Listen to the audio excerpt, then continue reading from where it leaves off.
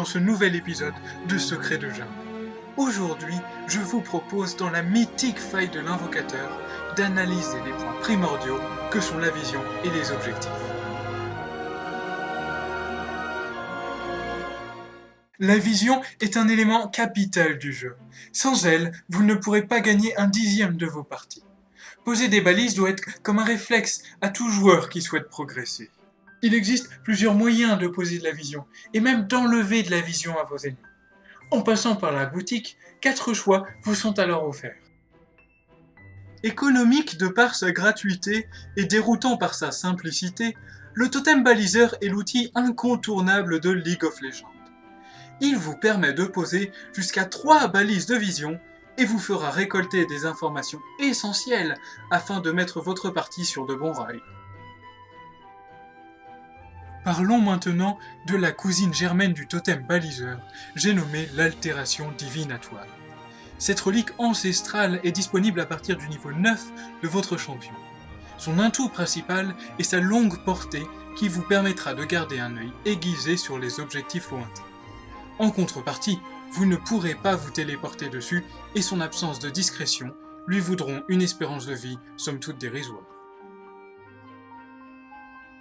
Véritable briseur de stratégie, le brouilleur oraculaire est la bête noire de toutes les balises de vision. Grâce à son scanner circulaire, le brouilleur va révéler tous des buissons environnants et vous autorisera à créer des déserts de vision autour de points clés tels que le Pit du Dragon ou le repère du Baron Nashor. Entrons désormais dans le vif du porte-monnaie. Vous pourrez échanger à la boutique contre 75 de vos deniers une balise de contrôle.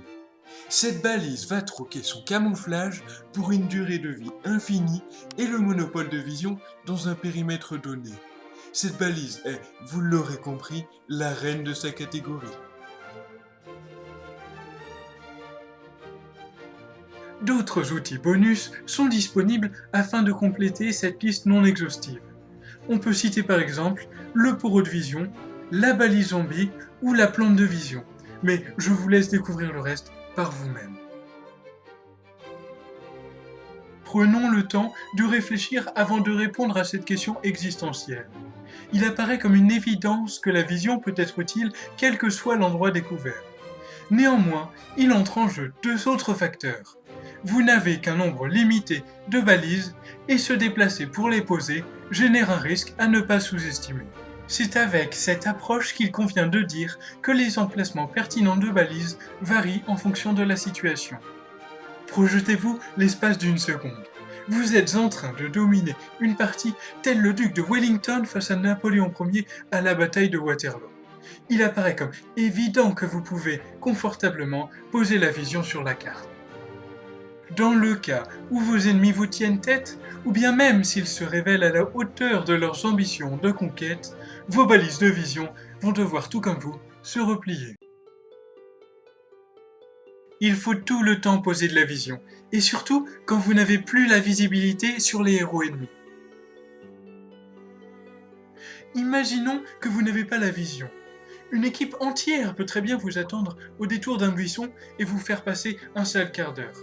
Cela peut paraître anodin, mais au bout de 35 minutes de jeu, vous pourriez bien, par ce biais, vous retrouver absent lors du combat final entre l'équipe ennemie et la vôtre.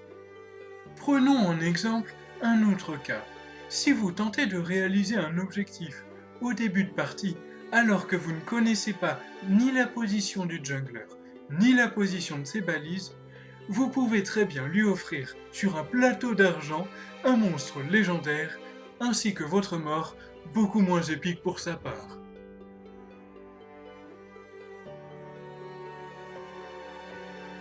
Le but final de League of Legends n'est pas de tuer les champions ennemis. Il s'agit bien sûr de détruire le Nexus adverse. Pour ce faire, la prise d'objectif est toujours une aide dont on pourra mal se passer. Bonus pour la vision, les coéquipiers ou même les minions, nous allons analyser les différents points à connaître sur les grands monstres et bâtiments de la faille de l'invocateur.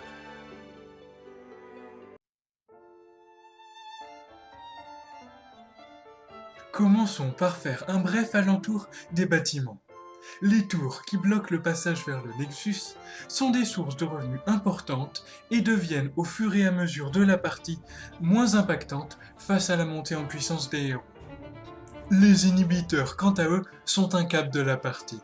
La destruction d'un inhibiteur ennemi va vous offrir non pas une récompense pécuniaire, mais une main-d'œuvre de meilleure qualité pour empoigner la victoire. Le Nexus est la cible à abattre pour gagner. Il est inoffensif, mais mettra un certain temps à tomber sous les coups. Abordons maintenant les grands défis de Jungler, les objectifs neutres.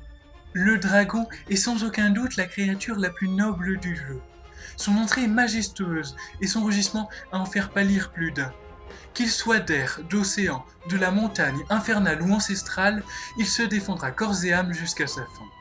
Lorsque cette bête rend son dernier soupir, elle transfère à ses assaillants un fragment de son âme qui les aidera lors des prochains combats. Ne prenez pas une victoire contre ce monstre comme acquise, car un autre de ses congénères viendra rapidement prendre sa place et ainsi tenter à son tour de perdurer. Dans toute guerre, de nombreuses personnes souffrent. Faisons un focus sur la plus grande victime de la faille. Touché d'un Alzheimer profond, le carapateur répète incessamment ses allers-retours dans la rivière. Plus pacifiste qu'un hippie, il ne se défendra jamais et préférera la fuite. Ainsi, libre à vous de le maltraiter pour y gagner un petit terrain de vision non négligeable dans son domaine. Le héros de la faille est un carapateur qui a mal tourné. Ayant tout appris du grand baron Nashor, ce jeune disciple a rapidement basculé du côté obscur de la faille. Néanmoins, sa formation lui a laissé une trace. Un troisième œil géant lui a poussé en plein milieu du dos. Loin de pouvoir lire l'avenir, c'est à cet endroit que se situe son point faible. Pour défendre ses arrières, il se contentera de foncer dans le tas et de taper tous ceux qui oseront le défier. Le baron Nashor. Il tient son titre de son imposante taille et de la crainte qu'il évoque. Cet énorme ver violacé est si laid qu'il ne se montre qu'à partir de 20 minutes de jeu. Personne ne sait encore de quand date sa première apparition. La seule certitude, c'est que dans la majeure partie des cas, il faudra plus d'un vaillant guerrier pour en venir à bout. C'est sur ces derniers conseils que nous allons devoir nous quitter. Je ne peux que vous recommander de garder en tête que la vision et les objectifs sont des points capitaux qu'il faut apprendre à connaître si vous souhaitez progresser. Prenez soin de vous, et quant à moi, je vous dis à bientôt pour un nouvel épisode de Secret Jungle.